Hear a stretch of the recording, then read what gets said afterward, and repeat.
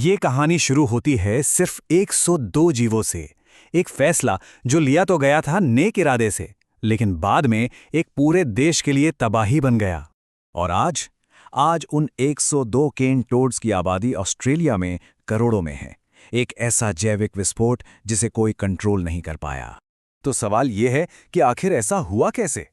एक अच्छी सोच के साथ शुरू हुई कोशिश एक भयानक इकोलॉजिकल तबाही में कैसे बदल गई?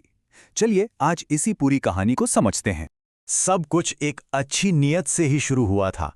एक बड़ी प्रॉब्लम थी और उसके लिए एक बहुत सीधा सा लगने वाला सॉल्यूशन सोचा गया था।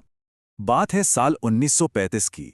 ऑस्ट्रेलिया का क्वींसलैंड राज्य एक बहुत बड़े कृषि संकट से गुजर रहा था। गन्ने की फसल, जो देश की अर्थव्यवस्था की रीढ़ थी, उसे गन्ने के बीटल नाम के कीड़े पूरी तरह से बर्बाद कर रहे थे। एक फौरन हल की जरूरत थी और सॉल्यूशन के तौर पर सामने आया केन टोड। प्लान बहुत सिंपल था। इन मेंढकों को लेकर आओ, ये उन कीड़ों को खा जाएंगे और प्रॉब्लम सॉल्व।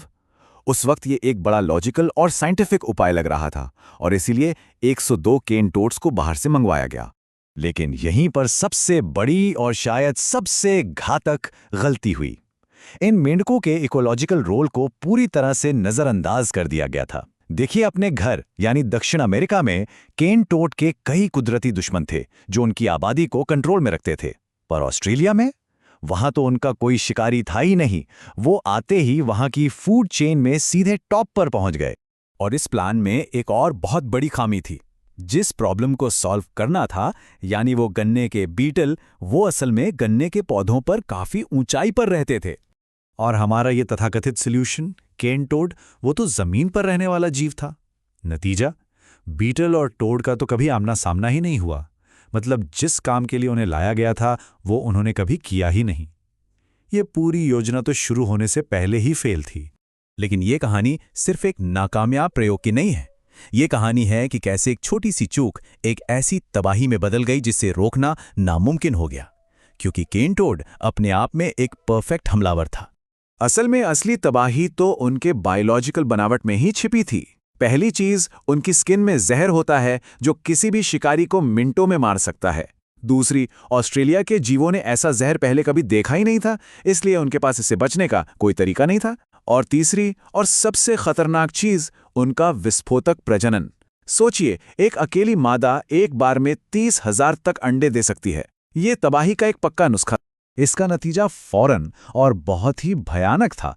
जिन भी स्थानीय सांपों, बड़े छिपकलियों और क्वॉल जैसे छोटे मार्सुपियल्स ने उन्हें खाने की कोशिश की, वे सब मारे गए। यहां मार्सुपियल्स का मतलब उन जानवरों से है जो कंगारू की तरह अपने बच्चों को थैली में रखते हैं। तो जब ये शिकारी ही खत्म हो गए तो केन टोड की आबादी पर कोई भी कुदरती रोक नहीं रही और उनकी संख्या में एक धमाका हो गया। पर मामला सिर्फ आबादी बढ़ने का नहीं था।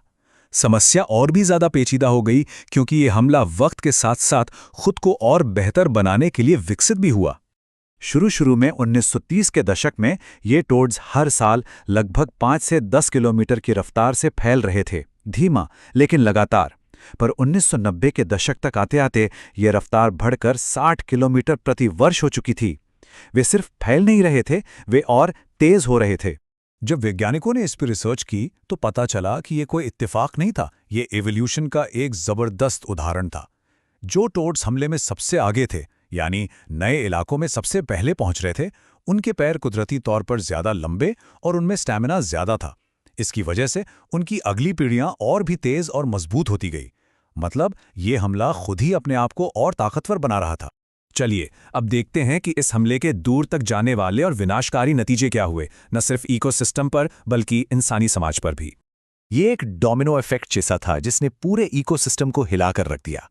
शिकारियों की मौत से फूड चेन टूट गई। जो वहां के असली मेंढक और दूसरे जीव थे, उन्हें खाने और जगह के लिए इन नए मेहमानों से लड़ना पड़ा। इसका असर इंसानों तक भी पहुंचा। पालतू कुत्ते जहर के संपर्क में आकर मरने लगे और जब हजारों टोड्स पानी के स्रोतों में मर जाते तो वो भी खराब हो जाते थे। इस पूरी कहानी में इंसानी प्रतिक्रियाओं का इतिहास भी नाकामयाबियों और गलत अंदाजों से भरा हुआ है। दशकों तक इंसानी कोशिशें भी उतनी ही बेअसर रहीं। 1950 से 70 के दशक तक तो लोग एक झूठी उम्मीद में बैठे रहे कि शायद कुदरत खुद ही कोई संतुलन बना लेगी। 80 और 90 के दशक में लोगों ने इन्हें खुद मारने की कोशिशें की, लेकिन लाखों की आबादी के सामने ये सब नाकाफी था। और आज तो विज्ञान ने भी एक तरह से हार मान ली है। अब फोकस उन्हें खत्म करने पर नहीं, बल्कि उनके द्वारा हो रहे नुकसान को किसी तरह कम करने पर है। और यही आज की कड़वी सच्चाई है। एक्सपर्ट से मानते हैं कि केन टोड को ऑस्ट्रेलिया से पूरी तरह खत्म करना अब नामुमकिन है। ये समस्या परमानेंट है और इसे सिर्फ मैनेज किया जा सकता है, सॉल्व नहीं। तो आखिर में ये सब हमें एक बहुत जरूरी सवाल पर लाकर खड़ा करता है। केन टोड कोई दुष्ट जीव नहीं है। उसे तो एक ऐसी सिचुएशन में डाल दिया गया जहां वो एक राक्षस बन गया। असली समस्या आक्रामक प्रजातियों में नहीं है, बल्कि शायद हम इंसानों के फैसले लेने के तरीके में है। ये हमें सोचने पर मजबूर करता है कि क्या हम भविष्य में ऐसे बड़े फैसले लेने से पहले उनके दूरगामी परिणामों को समझने में सक्षम होंगे।